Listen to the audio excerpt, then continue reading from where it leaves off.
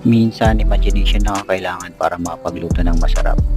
Nakakita ko ng buto-buto kanina sa grocery and without any plans, I just grab it. Bahala na kung anong malalabasan. So, ginisa ko na yung bawang at luya sa butter. Nilagay ko na rin yung mushroom na binili ko kanina. Gagawin ko sana itong mushroom burger patty, pero next time na lang yun. Tinimplahan ko ito ng toyo, sesame oil at Worcestershire sauce. Nilagyan ko na rin ito ng asin at oyster sauce.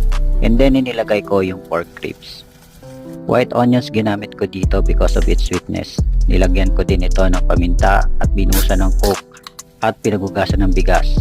And then taon ng laurel, saka tinakpan. Niluto ko ito sa traditional clay pot para infuse lahat ng ingredients. Slow fire cooking lang para siguradong lumambot yung mga karne. At ayan mga tropa, voila, ready na ang ating braised pork ribs with mushroom.